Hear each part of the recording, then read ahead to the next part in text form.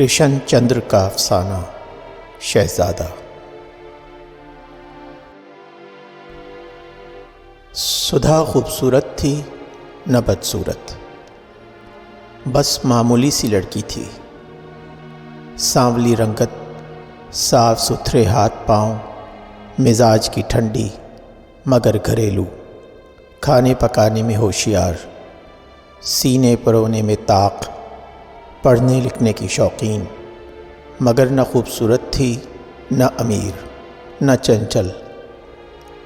دل کو لبھانے والی کوئی بات اس میں نہ تھی، بس وہ تو ایک بے حد شرمیلی سی اور خاموش طبیعت والی لڑکی تھی۔ بچپن ہی سے اکیلی کھیلا کرتی، مٹی کی گڑیاں بناتی اور ان سے باتیں کرتی، انہیں تنکوں کی رسوئی میں بٹھا دیتی اور خود اپنے ہاتھ سے کھیلا کرتی۔ جب کوئی دوسری لڑکی اس کے قریب آتی تو گڑیوں سے باتیں کرتے کرتے چپ ہو جاتی۔ جب کوئی شریر بچہ اس کا گھروندہ بگاڑ دیتا تو خاموشی سے رونے لگتی، رو کر خود ہی چپ ہو جاتی اور تھوڑی دیر کے بعد دوسرا گھروندہ بنانے لگتی۔ کالج میں بھی اس کی سہیلیاں اور دوست بہت کم تھے۔ وہ شرمیلی طبیعت ابھی تک اس کے ساتھ چل رہی تھی، جیسے اس کے ماں باپ کی غریبی نے بڑھاوا دے دیا ہو۔ اس کا باپ جیون رام ناتھومل واچ مرچنٹ کے ہاں چاندنی چوک کی دکان پر 30 سال سے سیلز مین چلا آ رہا تھا۔ اس کی حیثیت ایسی نہ تھی کہ وہ اپنی بیٹی کو کالج کی تعلیم دے سکے۔ اس پر بھی جو اس نے اپنی بیٹی کو کالج میں بھیجا تھا، محض اس خیال سے کہ شاید اس طریقہ سے اس کی لڑکی کو کوئی اچھا خاوند مل جائے گا۔ کبھی کبھی اس کے دل میں یہ خیال بھی آتا تھا کہ ممکن ہے کالج کا کوئی اچھا لڑکا ہی اس پر عاشق ہو جائے، مگر جب سدھا کی صورت دیکھتا، جھکی ہوئی گردن، سکڑا ہوا سینہ، خاموش نگاہیں، اور اس کی کم گوئی کا اندازہ کرتا تو ایک آہ بھر کر چپ ہو جاتا اور اپنا حقہ گڑگڑانے لگتا۔ سدھا کے لیے تو کوئی بر گھیر گھار کر ہی لانا ہوگا، مگر مصیبت یہ ہے کہ اس طرح کے بر بڑا جہیز مانگتے تھے، اور اس کی حیثیت ایسی نہ تھی کہ وہ بڑا تو کیا چھوٹا سا بھی جہیز دے سکے۔ ذہن کے دباؤ میں بہتے بہتے اس نے یہ بھی سوچا کہ آج کل محبت کی شادی بڑی سستی رہتی ہے۔ اب مالک رام کی بیٹی گوپی کو ہی دیکھو، باپ ہیلتھ منسٹری میں 3 درجے کا کلرک ہے، مگر بیٹی نے ایک لکھ پتی ٹھیکیدار سے شادی کر لی ہے جو اس کے ساتھ کالج میں پڑھتا تھا۔ باپ کوارٹروں میں رہتا ہے، مگر لڑکی ایئر کنڈیشنڈ موٹر کار میں بیٹھ کر اپنے میکے والوں سے ملنے آتی ہے۔ ہاں، مگر گوپی تو بہت خوبصورت ہے، اور ہماری سدھا تو بس ایسی ہے جیسی اس کی ماں۔ اس کے لیے تو کسی بر کو گھیرنا ہی پڑے گا، جس طرح سدھا کی ماں اور اس کے رشتہ داروں نے مجھے گھیرا تھا۔ 2-3 جگہ سدھا کی ماں نے بات چلائی تھی، مگر وہ بات آگے نہ بڑھ سکی۔ مگر ایک بار تو اس نے بند اتنا مضبوط باندھا کہ لڑکا خود گھر چل کر سدھا کو دیکھنے آ گیا، مگر سدھا اسے پسند نہ آئی۔ لڑکا خود بھی کون سا اچھا تھا، منہ چیچک مارا، ٹھگنا سا، اس پر ہکلاتا بھی تھا، جامن کا سا رنگ، مگر گوری لڑکی چاہتا تھا، اور جہیز میں ایک سکوٹر مانگتا تھا۔ یہاں سدھا کا باپ ایک سائیکل تک نہ دے سکتا تھا، اس لیے معاملہ آگے چلتا بھی تو کیسے چلتا۔ مگر سدھا کے باپ کو معلوم نہ تھا کہ اس بدصورت ٹھگنے کے انکار پر خود سدھا کتنی خوش ہوئی تھی۔ وہ اور اس کے بھی 2 برسوں میں جو 2 لڑکے اسے دیکھنے آئے وہ انکار کر کے چلے گئے۔ ان سب کی سدھا کس قدر دل ہی دل میں شکر گزار تھی۔ وہ اوپر سے جتنی ٹھنڈی تھی اندر سے اتنی ہی لاوا تھی۔ یہ کوئی نہیں جانتا تھا کہ سدھا کے تخیل کی اڑان کتنی اونچی اور وسیع ہے۔ اپنی تنگ و تاریک سی دنیا سے باہر نکل کر اس کی کلپنا کیسی کیسی سندر جگہوں پر اسے لے جاتی تھی۔ اس بات کو نہ تو اس کا باپ جیون رام جانتا تھا، نہ اس کی ماں مگھی جانتی تھی کہ سدھا کتنی عجیب لڑکی ہے۔ وہ باہر سے معمولی رنگ و روپ کی لڑکی تھی، مگر اس نے اپنے دل کے اندر ایک چمکتی ہوئی زندگی چھپا رکھی تھی، جس طرح لال گدڑی میں چھپا رہتا ہے۔ اور یہ تو ہماری روایت ہے، کیونکہ اپنے میلے کچیلے بنیے کو دیکھ کر کبھی یہ احساس نہیں ہوتا کہ اس آدمی کے پاس اتنا سونا ہوگا۔ اسی لیے تو وہ شرمیلی تھی۔ وہ اپنا بھید کسی کو کیوں بتائے؟ شاید لوگ اس پر ہنسیں گے، اور جو کچھ وہ سوچتی تھی وہ سب کتنا عجیب ہوتا تھا۔ یہ کالج کی سندر سجیلی لڑکیاں اگر اس کے حسن کی موہنی دیکھ لیں تو دھک سے رہ جائیں، اور یہ لمبی لمبی کاروں والے دیوتاؤں کی طرح اٹھلاتے ہوئے نوجوان اگر اس کے دل کی راکٹ جہاز دیکھ لیں تو کیا حیرت میں نہ کھو جائیں۔ وہ میری طرف دیکھتے بھی نہیں، اور ٹھیک بھی ہے۔ گھر کی دھلی ہوئی شلوار اور سلوٹوں والی سیاہ قمیص پہننے والی ایسی لڑکی کو وہ بھلا کیوں دیکھیں گے؟ تو میں بھی انہیں کیوں بتاؤں کہ میں کیا ہوں؟ تو نے کیسی لڑکی جنی ہے؟ جیون رام کبھی کبھی مگھی کو ستانے لگتا۔ ہر وقت چپ رہتی ہے، ہر وقت نگاہ نیچی رکھتی ہے، ہر وقت کام میں جٹی رہتی ہے۔ اس کے منہ پر کبھی ہنسی نہیں دیکھی۔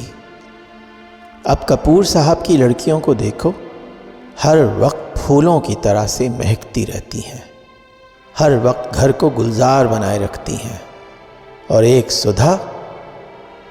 جیون رام اخبار پٹک کر چپ ہو جاتا۔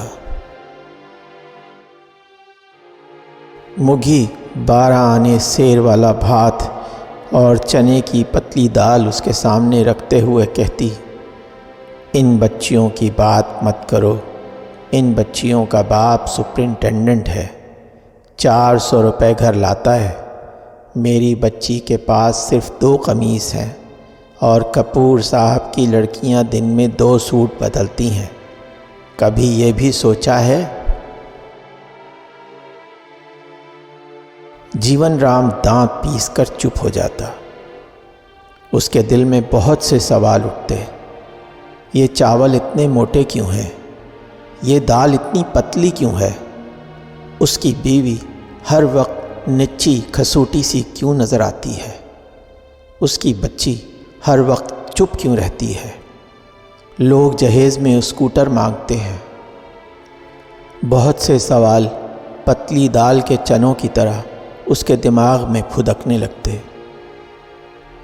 مگر جب ان سوالوں کا کوئی جواب نہ ملے تو انہیں پتلی دال کی طرح ہی پی جانا چاہیے۔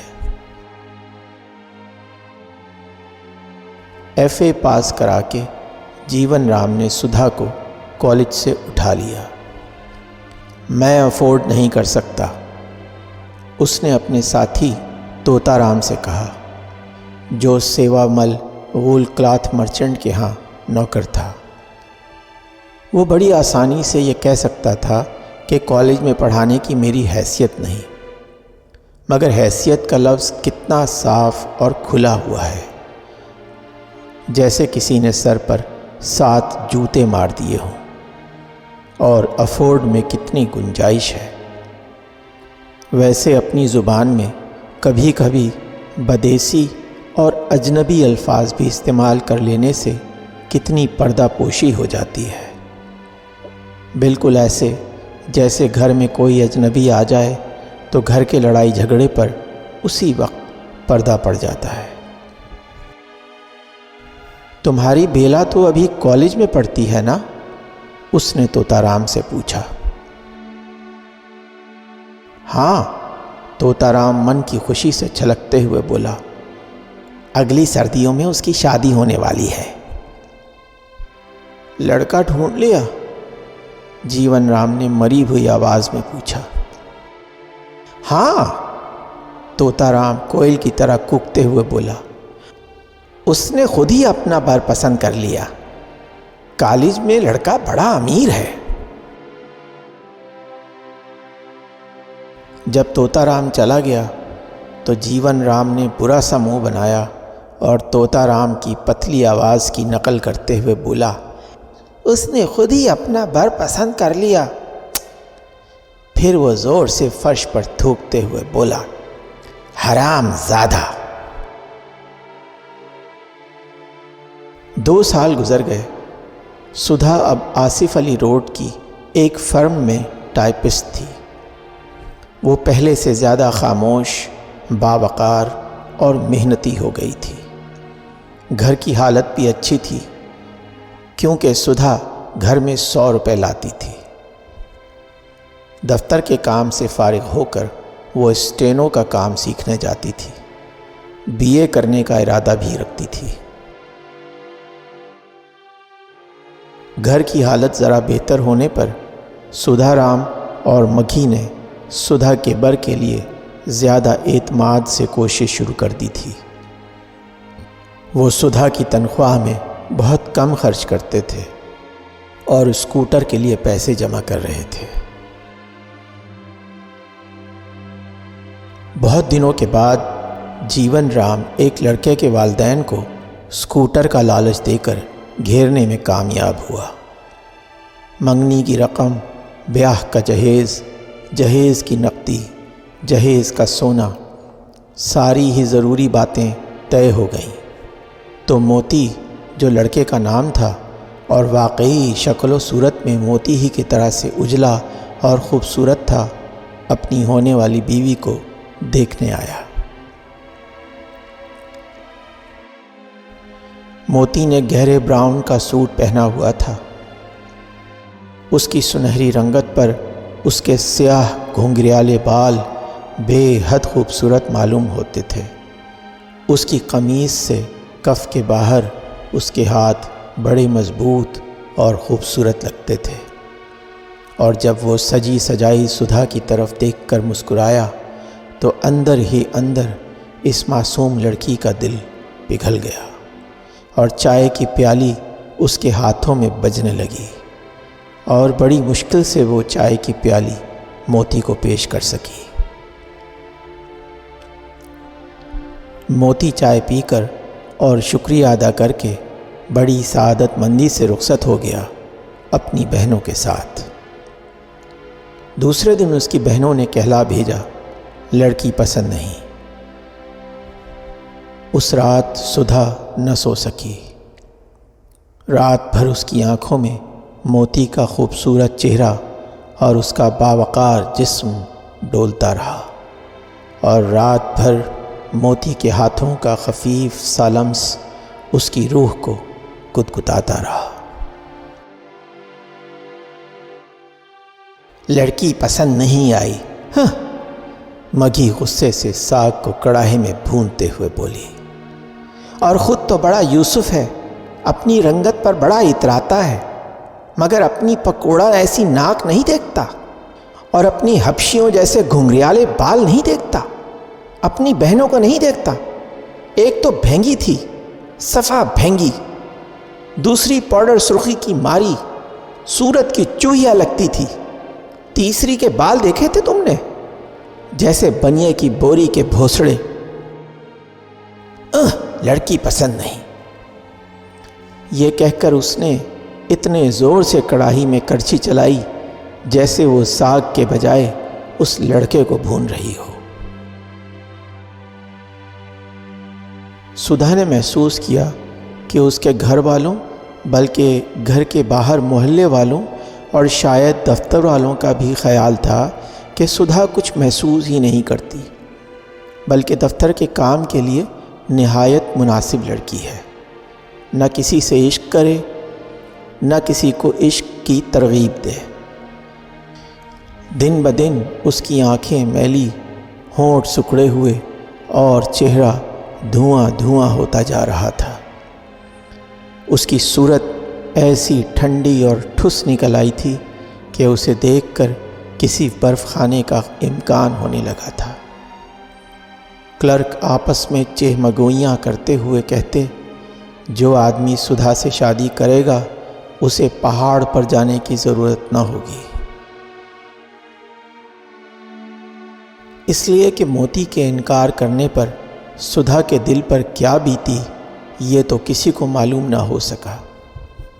پہلی بار اس نے زندگی میں کسی کو دل دیا تھا، اور یہ کسی کو معلوم نہ تھا، ہوتا بھی کیسے اور کہتی بھی کیا کسی سے، کہ جسے میں نے چاہا وہ مجھے دیکھنے آیا تھا اور ناپسند کر کے چلا گیا۔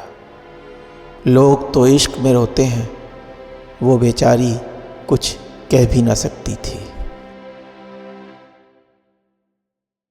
اس دن اس نے دفتر میں اوور ٹائم کیا، اور جب اندھیرا خاصا بڑھ گیا تو وہ دفتر سے باہر نکلی اور بھورے رنگ کا پرس جھلاتی ہوئی سامنے آصف علی پارک میں چلی گئی اور ایک بینچ پر تنہا بیٹھ گئی۔ یہ پارک دہلی گیٹ کے سامنے ایک چھوٹا سا خاموش گوشہ تھا۔ چند پیڑ تھے، چند بینچیں تھیں، چند قطعے تھے گھاس کے۔ ان کے چاروں طرف ٹریفک کا شور تھا،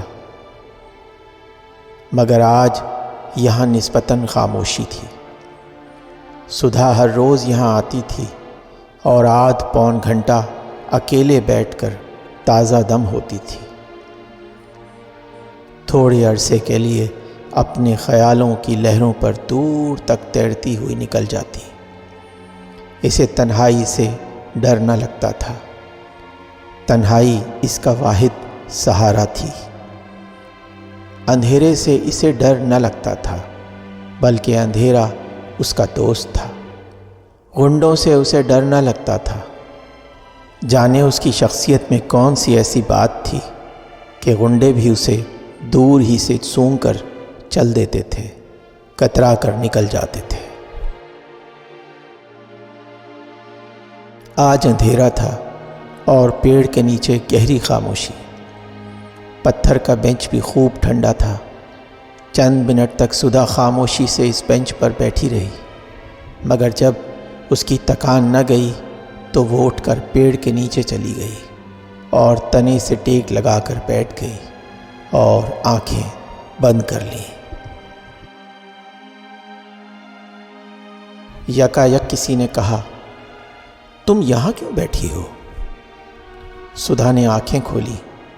سامنے موتی مسکرا رہا تھا، وہی خوبصورت براؤن سوٹ پہنے، وہی سفید دانتوں والی جگمگاتی ہوئی مسکراہٹ لیے۔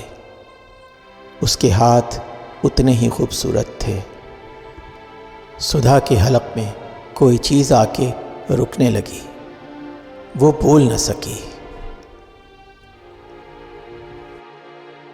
موتی اس کے قریب آ کے بیٹھ گیا، اتنا قریب کہ اس کی پتلون اس کی ساری سے مس ہو رہی تھی۔ اس نے آہستہ سے پوچھا، تمہیں میرے انکار پر غصہ آ رہا ہے؟ سدھا نے آہستہ سے سر ہلایا۔ اس کی آنکھوں میں آنسو آ گئے۔ بہت برا لگ رہا ہے نا؟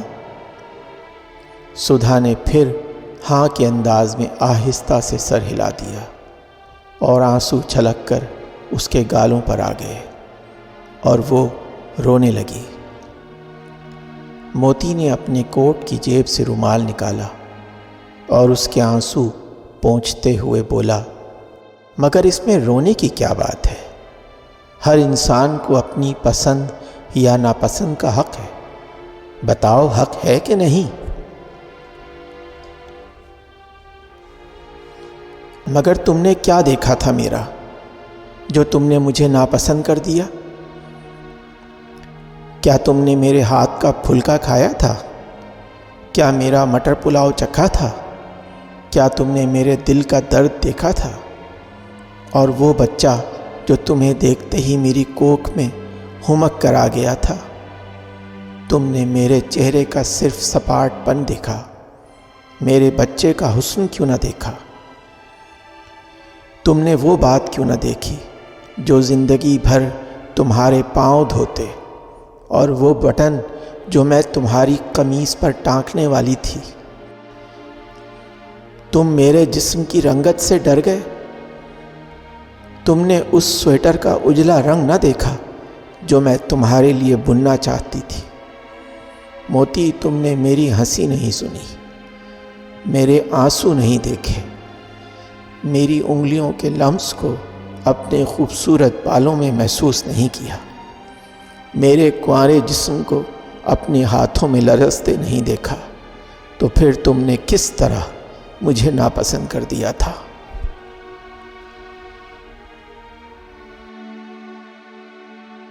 ارے اتنی لمبی تقریر وہ کیسے کر گئی؟ اتنا سب کچھ وہ کیسے کہہ گئی؟ بس اسے اتنا معلوم تھا کہ وہ رو رہی تھی اور کہتی جا رہی تھی، اور اس کا سر موتی کے کندھے پر تھا، اور موتی اپنی غلطی پر نادم اس کے شانے کو ہولے ہولے تھپک رہا تھا۔ اس دن وہ بہت دیر سے گھر پہنچی، اور جب اس کی ماں مگھی نے اس سے پوچھا تو اس نے کمال لاپرواہی سے کہہ دیا، دفتر میں کچھ دیر ہو گئی۔ پھر پرس کو زور سے جھلا کر پلنگ پر پھینک دیا، اور اس اعتماد سے کھانا مانگنے لگی کہ اس کی ماں چونک گئی، اس کا باپ چونک گیا۔ آج سدھا کی روئی ہوئی آنکھوں کی تہ میں خوشی کی ایک ہلکی سی لکیر تھی، جیسے گہرے بادلوں میں کبھی کبھی بجلی کون جاتی ہے۔ مگھی نے اپنے ہونٹ چبا کر چالاک نگاہوں سے اپنے خاوند کی طرف دیکھا، جیسے اس نے بیٹی کا راز بھانپ لیا ہو۔ جیون رام نے بھی ایک پل کے لیے مسرور نگاہوں سے بیٹی کی طرف دیکھا، پھر اپنی تھالی کی طرف متوجہ ہو گیا۔ ضرور کوئی بات ہے، اور سدھا چونکہ عورت ہے اس لیے اس بات کی تہ میں ضرور کوئی مرد ہے، ایسا دونوں میاں بیوی نے اسی لمحے سوچ لیا۔ 8-10 روز کے بعد اس شبہ کو اور تقویت پہنچی، جب ایک لڑکا اپنی ماں کے ساتھ سدھا کو دیکھنے کے لیے آیا۔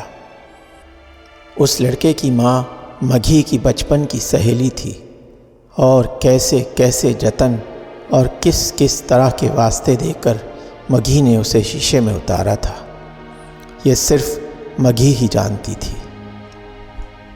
اس لیے جب اس موقع پر لڑکے کی بجائے سدھا نے شادی سے انکار کر دیا تو پہلے تو مگھی اچنبھے میں رہ گئی، پھر اس کے دل میں وہ شبہ تقویت پکڑتا چلا گیا، ضرور کوئی ہے۔ وہ چپکے چپکے اپنی بیٹی کے لیے جہیز کا سامان تیار کرنے لگی، اور جیون رام حقہ پیتے پیتے اس دن کا انتظار کرنے لگا جب سدھا چپکے سے آ کر مگھی سے سب بات کہہ دے گی، اور بڈھا جیون رام پہلے تو لال پیلی آنکھیں نکال کر سدھا کو گھورے گا، تیری یہ ہمت کہ تو نے ہم سے بالا بالا ہی اپنے لیے بر پسند کر لیا، نکال دوں گا گھر سے اور چٹیا کاٹ کر پھینک دوں گا، ہمارے خاندان کی ناک کٹانے والی۔ پھر وہ مگھی کے سمجھانے بجھانے پر خود ہی نرم پڑ جائے گا، اور آخر میں حقہ گڑگڑاتے ہوئے پوچھے گا، مگر کون ہے وہ؟ اور اب کوئی بھی ہو، وہ سدھا کے بتاتے ہی جلد سے جلد اس کے ہاتھ پیلے کر دے گا۔ 25 برس کی جوان لڑکی کو گھر میں رکھنا ٹھیک نہیں۔ مگر دن گزر گئے، مہینے گزر گئے، سال گزر گئے، مگر سدھا نے کچھ نہ بتایا۔ اس کی ماں انتظار کرتی رہی، مگر وہ جنم جلی کبھی کچھ نہ منہ سے پھوٹی۔ تھک ہار کے اس کی ماں نے پھر 2-3 بار ڈھونڈے، مگر سدھا نے صاف انکار کر دیا۔ آخری بار جو اس کے باپ نے ڈھونڈا وہ ایک رنڈوا حلوائی تھا جس کی عمر 40 سے تجاوز کر چکی تھی۔ اس روز شفق کے ڈھلتے ہوئے سایوں میں، گلابی انگلیوں والی مہکتی شام میں، سدھا نے موتی کو بتایا، وہ لوگ آج میرے لیے ایک بڈھا حلوائی ڈھونڈ کر لائے تھے۔ پھر موتی نے ہنس کر پوچھا۔ میں نے صاف انکار کر دیا۔ تو نے انکار کیوں کر دیا پگلی؟ شادی کر لیتی تو زندگی بھر آرام سے بیٹھی مٹھائی کھاتی اور تمہیں چھوڑ دیتی۔ سدھا نے پیار بھرے غصے سے موتی کو دیکھ کر کہا۔ میں نے بھی تو تم سے شادی نہیں کی۔ موتی نے اس کی کمر میں ہاتھ ڈالتے ہوئے کہا۔ تو کیا ہوا؟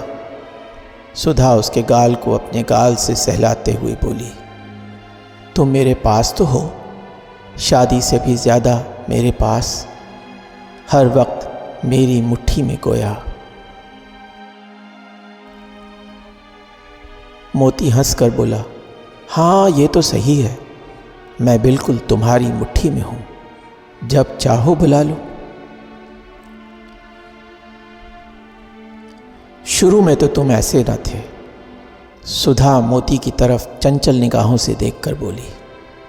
شروع میں تو تم بڑی مشکل سے میرے پاس آیا کرتے تھے۔ شروع میں ایسا پیار بھی تو نہ تھا، اور کسی کے دل کو سمجھتے ہوئے دیر بھی تو لگتی ہے۔ موتی نے سدھا کے کانوں میں سرگوشی کی اور سدھا کی آنکھیں شدت احساس سے بند ہونے لگیں، اور تھوڑی دیر کے بعد اس نے موتی کی تیز تیز سانسوں کی آنچ اپنے چہرے پر محسوس کی اور اپنی گردن اور رخساروں پر اس کے بوسے پرستے ہوئے محسوس کیے۔ کل کہاں ملو گے؟ جہاں تم کہو۔ لورز لین میں؟ کوٹلے میں گھوڑوں کی نمائش ہو رہی ہے، میں کیا گھوڑے خرید کر پالوں گی؟ سدھا ہنسی۔ اولڈ ہال میں ادیبوں کی نمائش ہے۔ نا بابا، سدھا نے کانوں پر ہاتھ رکھے۔ موتی خاموش ہو گیا۔ پھر سدھا خود ہی بولی، کل پکچر دیکھیں گے، بسنت سنیما میں بہت اچھی پکچر لگی ہے، میں 2 ٹکٹ خرید رکھوں گی، تم ٹھیک 5:45 بجے وہاں پہنچ جانا۔ ٹکٹ میں خرید لوں گا؟ نہیں، یہ پکچر تو میں دکھاؤں گی، تم کوئی اور دوسری دکھا دینا، میں کب منع کرتی ہوں، مگر بھولنا نہیں، کل شام 5:45 بجے بسنت سنیما کے باہر۔ بسنت سنیما کے باہر بہت بھیڑ تھی۔ سدھا نے 2 ٹکٹ خریدے اور اب وہ موتی کا انتظار کر رہی تھی۔ اس نے احتیاطاً آدھا پاؤ چلغوزے اور 1 چھٹانک کشمش بھی لے لی۔ سنیما دیکھتے دیکھتے کھانے کا جو اسے ہوکا سا تھا۔ 5:45 ہو گئے، 6 ہو گئے۔ پچھلے شو کے چھوٹنے کے بعد لوگ چلے گئے، نئے لوگ شو دیکھنے کے لیے آنے لگے۔ موتی نہیں آیا۔ چاروں طرف روشنیاں تھیں، لوگوں کی بھیڑ تھی، خوانچے والوں کی بلند آوازیں تھیں، تانگے، موٹروں اور رکشاؤں کا ہجوم تھا، اور موتی ہجوم کو پسند نہیں کرتا تھا۔ اب وہ اس کی طبیعت سمجھ گئی تھی۔ اسے خاموشی پسند تھی، اندھیرا پسند تھا، تنہائی پسند تھی۔ موتی بے حد حساس اور نفاست پسند تھا۔ 6:15 کے قریب وہ سنیما ہال میں جا بیٹھی۔ اس نے اپنے ساتھ والی سیٹ پر اپنا رومال رکھ دیا۔ چلغوزوں اور کشمش کے لفافے بھی۔ ہولے ہولے ہال بھر گیا، مگر موتی نہیں آیا۔ جب ہال کی روشنیاں گل ہو گئیں اور پکچر شروع ہو گئی تو سدھا نے موتی کا ہاتھ اپنے ہاتھ پر محسوس کیا۔ وہ اندھیرے میں چپکے سے آ کر ساتھ والی سیٹ پر بیٹھ گیا تھا۔ سدھا نے اس کے ہاتھ کو دباتے ہوئے کہا، بڑی راہ دکھاتے ہو۔ سوری، موتی کے لہجے میں بے حد ملامت تھی۔ میں تمہارے لیے چلغوزے اور کشمش لائی ہوں، کھاؤ۔ موتی نے کشمش کے چند دانے اٹھا کر اپنے منہ میں ڈال لیے اور سدھا مسرت کا گہرا سانس لے کر تصویر دیکھنے میں مصروف ہو گئی۔ اب باتیں کرنے کا لمحہ نہ تھا۔ وہ محسوس کر سکتی تھی کہ موتی کا ہاتھ اس کے ہاتھ میں ہے۔ وہ اس کے ساتھ کرسی پر بیٹھا ہے۔ تھوڑی تھوڑی دیر کے بعد وہ اپنا سر اس کے شانے پر رکھ دیتی۔ موتی سرگوشی میں کہتا، میرے کندھے پر سر رکھ کر دیکھنے سے تمہیں کیا نظر آتا ہے؟ تصویر تو نظر آتی نہ ہوگی۔ وہ تصویر نظر آتی ہے جو اس ہال میں بیٹھا ہوا کوئی آدمی نہیں دیکھ سکتا، سدھا نے بڑی گہری مسرت سے کہا۔ آہستہ آہستہ ہر شخص نے تبدیلی محسوس کی۔ سدھا کی میلی میلی آنکھیں اجلی ہوتی گئیں، سینے کا ابھار واضح ہونے لگا، کمر لچکنے لگی اور چال میں کولہوں کا مدھور بہاؤ شامل ہوتا گیا۔ وہ دن بدن حسین و دلکش ہوتی گئی۔ اب اس کے کپڑے انتہائی صاف ستھرے ہوتے تھے کم قیمت کے، مگر بے حد عمدہ سلے ہوئے ہوتے تھے۔ سدھا کو یہ توفیق نہ تھی کہ وہ کسی اچھے درزی کے پاس جا سکے، مگر خود ہی اس نے درزی کا کام سیکھ لیا تھا اور بہت کم لڑکیاں کٹائی اور نئے لباس کی تراش اور ڈیزائن میں اس کا مقابلہ کر سکتی تھیں، مگر اس نے کبھی کسی کو نہیں بتایا کہ وہ یہ کپڑے خود اپنے ہاتھ سے کاٹ کر تیار کرتی ہے۔ اس کے دفتر کی جب کوئی دوسری لڑکی اس کے لباس کی تعریف کرتی تو سدھا جھٹ کسی مہنگے درزی کا نام بتا دیتی، جہاں صرف امیر ترین فیشنیبل عورتوں کے کپڑے تیار ہوتے تھے، اور اس کے دفتر کی لڑکیاں جل کر خاک ہو جاتی اور سدھا سے رشک اور حسد کے ملے جلے انداز میں پوچھتی، کیسا ہے وہ تیرا؟ گورا رنگ ہے، بال گھنگریالے ہیں، ہنستا ہے تو موتی جھڑتے ہیں۔ سدھا جواب دیتی، کیا تنخواہ لیتا ہے؟ 1200۔ 1200؟ لڑکیاں چیخ کر پوچھتی، 1200 تو ہمارے فرم کے مینیجر کی تنخواہ ہے۔ وہ بھی تو ایک فرم میں مینیجر ہے، سدھا جواب دیتی۔ ارے ہمیں دکھائے گی نہیں؟ بس ایک بار دکھا دے، ہم دیکھ تو لیں کیسا ہے تمہارا وہ۔ دکھا بھی دوں گی، کہو تو دفتر میں بلا کے دکھا دوں۔ یہ تو اس نے یوں ہی کہہ دیا تھا، ورنہ سدھا کہاں موتی کو دکھانے والی تھی۔ وہ مر جاتی مگر اپنے موتی کو نہ دکھاتی۔ ان لونڈیوں کا کیا بھروسہ۔ مگر سدھا نے دفتر میں بلانے کی دھمکی اس کامل اعتماد سے دی تھی کہ اس سے آگے پوچھنے کی ہمت لڑکیوں کو نہ ہوئی اور وہ جل کر خاموش ہو گئیں۔ سدھا کا بوڑھا باپ کڑ کڑ کر مر گیا، کیونکہ سدھا شادی نہ کرتی تھی اور محلے والے طرح طرح کی چمگوئیاں کرتے تھے، اور سدھا کا باپ اپنی بیٹی کو کچھ نہ کہہ سکتا تھا، کیونکہ سدھا جوان اور بالغ تھی اور خود مختار بھی تھی۔ اب وہ گھر میں 200 روپے لاتی تھی۔ سدھا کا باپ مر گیا اور اس کے مرنے کے بعد اگلے چند سالوں میں سدھا کے بھائیوں کی شادیاں ہو گئیں اور وہ لوگ اپنی اپنی بیویاں لے کر اپنی اپنی ملازمتوں کے ٹھکانوں پر چلے گئے۔ پھر اس کی چھوٹی بہن بوجے کی بھی شادی ہو گئی۔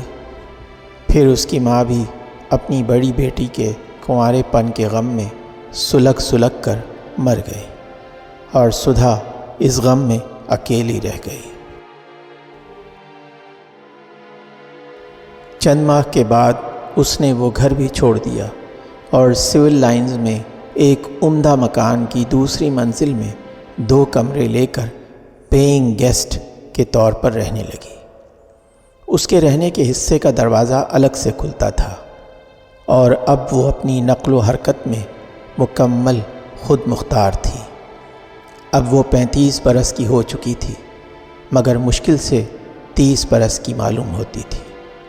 اس کے ہونٹوں پر ہر وقت مسکراہٹ کھیلتی رہتی اور آنکھوں میں خوشیوں کے سائے ناچتے رہتے۔ وہ پہلے سے زیادہ سنجیدہ اور باوقار ہو گئی تھی۔ وہ اسٹینو بھی ہو گئی تھی۔ اس نے BA بھی کر لیا تھا۔ اس کی تنخواہ بھی بڑھ گئی تھی اور کتابیں پڑھنے کا شوق بھی۔ اب وہ خوشحال اور آرام دہ اور سکون آمیز زندگی بسر کر رہی تھی۔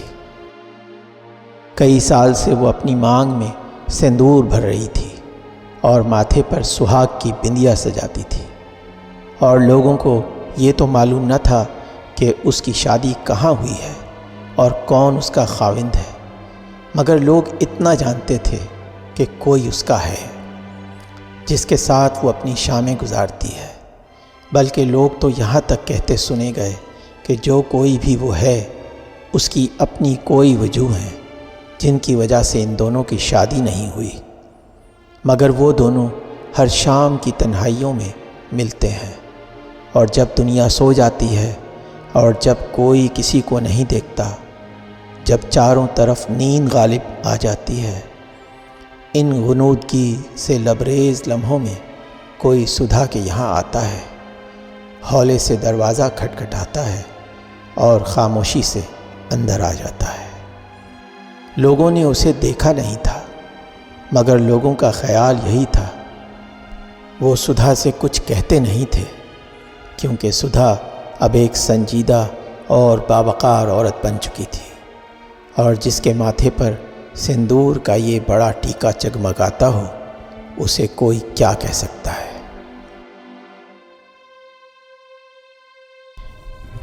وہ شام سدھا کی 40ویں سالگرہ کی شام تھی اور وہ کئی وجوہ سے سدھا کو کبھی نہیں بھولتی۔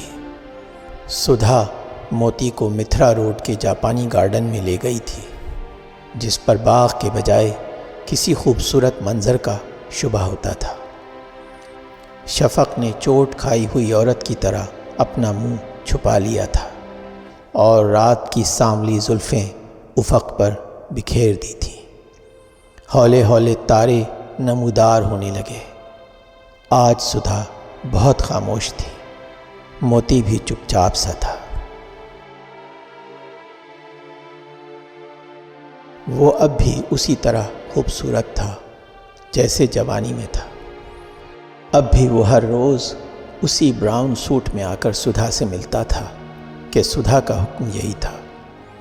اسے دیکھ کر یہ گمان ہوتا تھا کہ موتی پر زندگی کے بہاؤ نے اور وقت کے گھاؤ نے زیادہ نشان نہیں چھوڑے، صرف کن پٹیوں پر سفید بال آ گئے ہیں جو اس صورت کو اور بھی باوقار اور وجیح بناتے تھے، اور وہ ایک چھڑی لے کر چلتا تھا جو اس کی 50ویں سالگرہ پر خود سدھا نے اسے تحفے میں دی تھی، ورنہ اس کے علاوہ اس کی شکل و صورت میں، کردار اور گفتار میں کسی طرح کا فرق نہ آیا تھا۔ وہ پہلے ہی کی طرح اتنا حسین، دلکش اور دل نواز تھا کہ اسے دیکھتے ہی سدھا کے دل میں خطرے کی گھنٹیاں بجنے لگتی تھیں۔ اتنا وقت گزر جانے کے بعد آج بھی اسے دیکھ کر سدھا کا دل اتنے زور زور سے دھک دھک کرنے لگا تھا جتنا کہ پہلے روز۔ موتی نے آہستہ سے پوچھا، تم نے مجھ سے شادی کیوں نہ کی؟ ایک دفعہ انکار کرنے کے بعد سدھا نے ہولے سے کہا، تم سے شادی نہیں کی جا سکتی تھی، صرف محبت کی جا سکتی تھی۔ اب تم یہ کیسے جان سکو گے کہ جس دن تم نے انکار کیا تھا اسی دن سے تم میرے ہو گئے تھے؟ اتنا جاننے کے لیے عورت کا دل چاہیے۔ موتی خاموش رہا، بہت دیر کے بعد بولا، آج تو تم 40 سال کی ہو چکی ہو، کیا تمہیں افسوس نہیں ہوتا کہ تم نے مجھ سے شادی نہیں کی؟ یہ سن کر سدھا بھی خاموش ہو گئی۔ اتنی دیر خاموش رہی کہ موتی کو گمان گزرا کہ کہیں سدھا اندر ہی اندر رو رہی ہے۔ سدھا، اس نے آہستہ سے اس کا شانہ ہلایا۔ میں سوچ رہی تھی، سدھا ہولے سے بولی، تم سے شادی نہ کر کے میں نے کیا کھویا ہے؟ کیا کوئی شام ایسی تھی جو میں نے تمہارے ساتھ نہ گزاری ہو؟ سوچو تو کہاں کہاں ہم نہیں گئے، جہاں جہاں میں نے تمہیں بلایا کیا تم وہاں نہیں پہنچے؟ اور جس وقت بھی بلایا اسی وقت سب کام چھوڑ کر تم نہیں آئے۔ اگر شادی کا نام رفاقت ہے تو وہ مجھے حاصل ہے۔ پھر یہ بھی سوچو کہ اس طویل رفاقت میں میرا تمہارا ایک بار بھی جھگڑا نہیں ہوا۔ میں نے تمہیں ہمیشہ مہربان اور مسکراتے ہوئے پایا۔ سال ہا سال جب میرے ہاتھوں کو تمہارے ہاتھوں کی ضرورت ہوئی، ان کے لمس کی گرمی میں نے اپنے جسم کے روئیں روئیں میں محسوس کی۔ تمہارے پھول میری زلفوں میں رہے، تمہارے بوسے میرے ہونٹوں پر، تمہاری وفا میرے دل میں۔ کیا کوئی عورت محبت میں اس سے زیادہ پا سکتی ہے؟ سدھا نے ایک گہری مسرت سے اپنے آپ کو موتی کے بازوؤں میں ڈھیلا چھوڑ دیا، اور پھر اسے محسوس ہوا کہ موتی کے 2 بازو نہیں بلکہ 4 بازو ہیں، بلکہ شاید 6 بازو ہیں، 8 بازو ہیں، اور وہ اپنے جسم و جاں کے رگ و ریشے میں اس کے بازوؤں کو محسوس کر رہی تھی، جو اسے بھینچ کر اپنے سینے سے لگا رہے تھے، اور سدھا نے اپنے آپ کو اس کے بازوؤں کے سپرد کر دیا، اور اندر ہی اندر اس طرح کھلتی چلی گئی جیسے چاندنی کے لمس سے کلی کھل کر پھول بن جاتی ہے۔ جگمگاتے تاروں کے جھرمٹ میں سبز جھالروں والے پیڑوں کے اوٹ سے چاند ابھر آیا تھا، اور اب چاند اس کے بالوں میں تھا، اس کی آنکھوں میں تھا، اس کے ہونٹوں میں تھا، اس کے دل میں تھا، اور لہر در لہر اس کے جوئے خون میں رواں تھا۔ ہائے میرے موتی چور، میرے میٹھے لڈو، میں تو مر گئی تیرے لیے۔ تھوڑی دیر کے بعد جب سدھا نے آنکھیں کھولیں تو اس کا پرمسرت غنودگی آمیز چہرہ بتا رہا تھا کہ اس سے ابھی ابھی محبت کی گئی ہے۔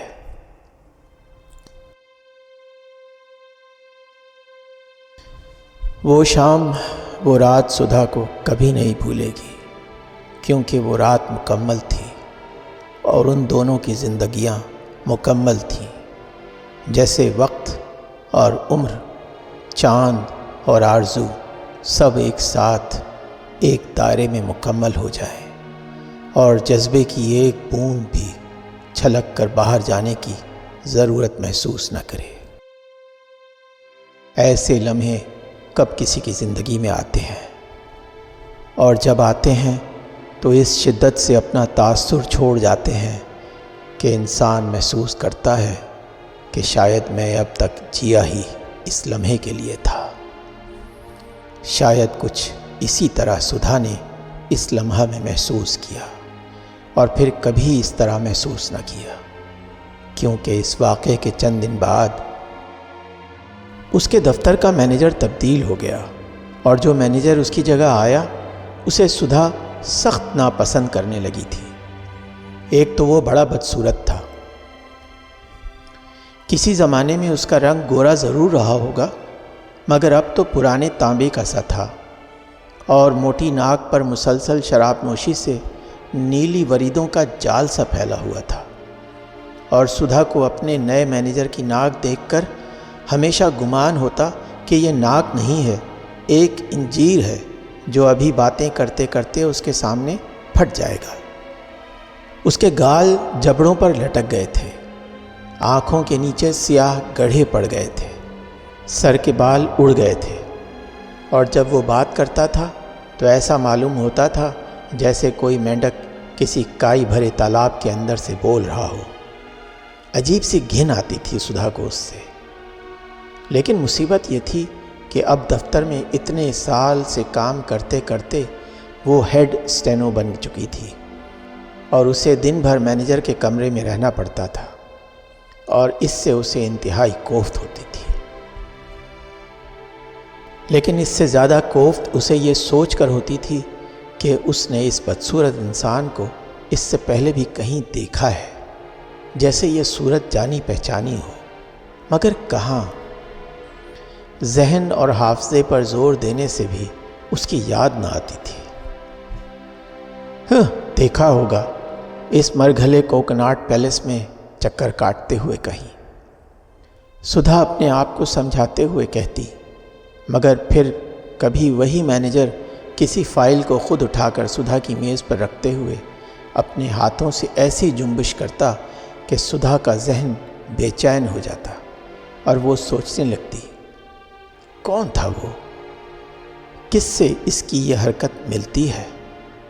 کیا میرے مرحوم باپ سے؟ میرے کسی بھائی سے؟ جیسے یہ حرکت مجھے کچھ یاد دلاتی ہو، مگر کیا؟ غور کرنے پر بھی وہ کسی نتیجہ پر نہ پہنچ سکتی، اور پھر وہ اپنا کام کرنے لگتی، مگر دن بھر اس کے دل میں ایک خلش سی ہوتی رہتی۔ پہلی تاریخ کو جب تنخواہ پٹ چکی اور لوگ اپنے اپنے گھروں کو چلے گئے تو نئے مینیجر نے سدھا کو کسی کام سے روک لیا اور اسے اپنی میز کے سامنے کرسی پر بٹھا لیا۔ پھر اس نے ایک کیبنٹ کھول کر اس میں سے ایک گلاس نکالا اور وسکی کی بوتل اور سوڈا، اور پہلا پیگ وہ گھٹاگھٹ چڑھا گیا۔ سدھا اسے حیرت سے دیکھنے لگی اور غصے سے اٹھ کر جانے لگی کہ مینیجر نے نہایت نرمی سے اس کا ہاتھ پکڑ کر اسے جانے سے باز رکھا اور بولا، آج جب تمہاری ترقی کی فائل میرے سامنے آئی تو مجھے معلوم ہوا کہ اس دفتر میں سب سے پرانی ملازم تم ہو۔ یہ بڑی خوشی کی بات ہے۔ سدھا چپ رہی۔ تمہارا نام سدھا ہے نا؟ مینیجر بڑی بے چینی سے بولا۔ سدھا بڑی حیرت سے اس کی طرف دیکھنے لگی۔ اتنے دن سے میرے ساتھ کام کر رہا ہے، کیا یہ میرا نام نہیں جانتا؟ آخر اسے کیا ہوا ہے؟ میرا مطلب ہے، مینیجر دوسرے پیگ کا ایک بڑا گھونٹ پی کر بولا، تم وہی سدھا ہو نا جس کے باپ کا نام جیون رام ہے؟ سدھا بڑی ترش روئی سے بولی، ہاں میرے باپ کا نام فائل میں لکھا گیا ہے، پھر مجھ سے پوچھنے کی ضرورت کیا ہے؟ وہ تقریباً اٹھتے اٹھتے بولی۔ بیٹھو بیٹھو، مینیجر نے پھر اس کی منت کرتے ہوئے کہا۔ تم نے مجھے پہچانا نہیں؟ وہ اس کی طرف غور سے دیکھتے ہوئے کہنے لگا۔ نہیں، وہ غور سے بولی۔ تم اپنے باپ کے ساتھ محلہ جندہ میں رہتی تھی نا؟ ہاں، میں ایک روز تمہارے گھر آیا تھا، تمہیں دیکھا بھی تھا، تم سے باتیں بھی کی تھی، بوڑھے مینیجر نے سدھا سے کہا۔ اب تم ایک خوبصورت عورت بن چکی ہو، مگر جب تم ایسی نہ تھیں جب تم ایک معمولی سی لڑکی تھی اور میں نے تمہیں دیکھا تھا اور تم سے باتیں بھی کی تھی۔ کب؟ سدھا بے چینی سے بولی۔ بوڑھا مینیجر دیر تک سدھا کو دیکھتا رہا، آخر آہستہ سے بولا، میں موتی ہوں۔ سدھا سناٹے میں آ گئی۔ میں بڑا بد نصیب تھا جو تم سے شادی نہ کی۔ میں تمہیں اچھی طرح دیکھ نہ سکا، سمجھ نہ سکا۔ ان چند لمحوں میں کوئی کیا جان سکتا تھا، کیونکہ ایک صورت جلد کے اندر بھی تو پوشیدہ رہتی ہے۔ میں نوجوان تھا، دولت اور گورے رنگ کا لالچی۔ جو بیوی مجھے ملی وہ دولت بھی لائی تھی اور سفید چمڑا بھی، اور اس کے ساتھ ایک مغرور، بد مزاج، ظالم اور بے وفا طبیعت بھی لائی تھی۔ چند سالوں ہی میں میرے 5 بچے ہو گئے۔ ان میں سے کتنے میرے تھے میں کہہ نہیں سکتا، مگر لوگ طرح طرح کی باتیں بناتے تھے اور میں سنتا تھا اور پیتا تھا اور دوسری عورتوں کے پاس جاتا تھا۔ پھر زہر بیماری کا اور شراب کا اور ناکامی کا اور بے مہری کا میری رگ رگ میں پھیل گیا، اور میں وقت سے پہلے بوڑھا ہو گیا اور بجھ گیا۔ اب وہ مر چکی ہے، اس لیے میں اسے کچھ نہ کہوں گا، اور اسے کہوں بھی کیا، قصور تو میرا ہے، میری ان آنکھوں کا جو تمہیں پہچان نہ سکی۔ میری آنکھوں نے ایک ہیرا دیکھا اور پتھر سمجھ کر پھینک دیا۔ کیا تم مجھے کسی طرح معاف نہیں کر سکتی؟ کیا تم مجھ سے شادی نہیں کر سکتی؟ میری عمر زیادہ نہیں ہے، مجھے تو محبت بھی نہیں ملی جس کے لیے میں ساری عمر ترستا رہا۔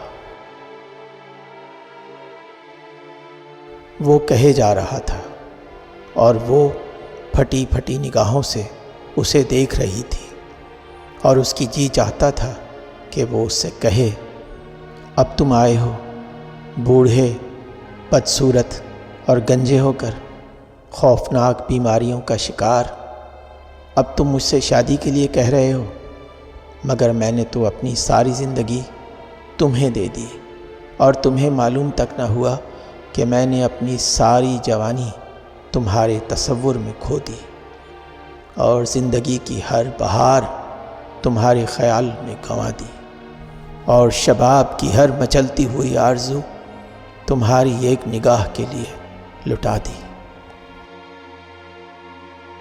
زندگی بھر میں سڑکوں پر اکیلی چلتی رہی تمہارے سائے کے ساتھ، اندھیرے پارکوں میں بیٹھی رہی تمہارے تصور کے ساتھ۔ میں نے خود اپنے ہاتھوں سے خرچ کر کے تم سے ساڑھیوں کے تحفے لیے، تمہارا زیور پہنا، اپنی محنت کا خون کر کے سنیما دیکھا، اور اپنے ساتھ کی سیٹ خالی رکھ کر میرا باپ مر گیا، میری ماں مر گئی، اور میری کوکھ کے بچے مجھے دور ہی دور سے بلاتے رہے، اور میں کسی کے پاس نہ گئی۔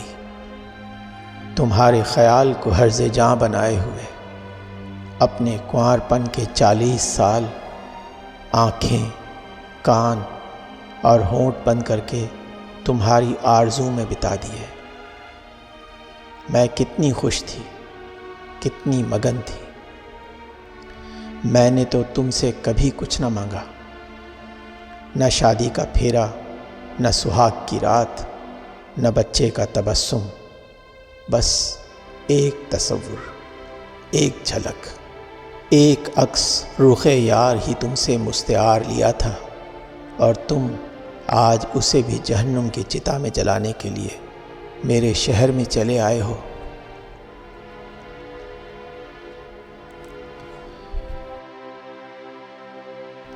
مگر سدھا موتی سے کچھ نہ کہہ سکی۔ وہ میز پر سر رکھ کر پھوٹ پھوٹ کر رونے لگی، اور جب موتی نے اس کا ہاتھ تھامنا چاہا تو وہ غصے سے جھنجلا گئی اور اس کا ہاتھ جھٹک کر کمرے سے باہر چلی گئی۔ باہر نکل کر سیڑھیوں سے نیچے اتر گئی۔ موتی اسے بلاتا ہی رہا۔ وہ بھاگ کر سڑک پر جا پہنچی۔ سڑک پر اندھیرا تھا، مگر پھر بھی بجلی کی بتیوں کی اتنی روشنی تھی کہ لوگ اس کے آنسو دیکھ لیتے، مگر اس نے کسی کی پرواہ نہ کی اور روتے ہوئے آگے بڑھ گئی۔ آصف علی پارک کے قریب پہنچ کر وہ ٹھٹکی۔ ایک لمحے کے لیے اسے خیال آیا کہ وہ پارک کے اندر جا کر کسی پیڑ کے تنے سے سر ٹیک کر بیٹھ جائے، مگر پھر اس نے سوچا، بے سود ہے، سب بے سود ہے۔ میرے خیالوں کا شہزادہ اب وہاں نہ آئے گا، اب وہ کبھی میرے پاس نہ آئے گا۔ جب وہ یہ سوچ رہی تھی تو اس نے اپنی مانگ کا سندور مٹا ڈالا اور سہاگ کی بندیا کھرچ ڈالی اور پارک کی ریلنگ پر اپنی ساری چوڑیاں توڑ ڈالی، اس یقین کے ساتھ کہ اب وہ ساری عمر کے لیے بیوہ ہو چکی ہے۔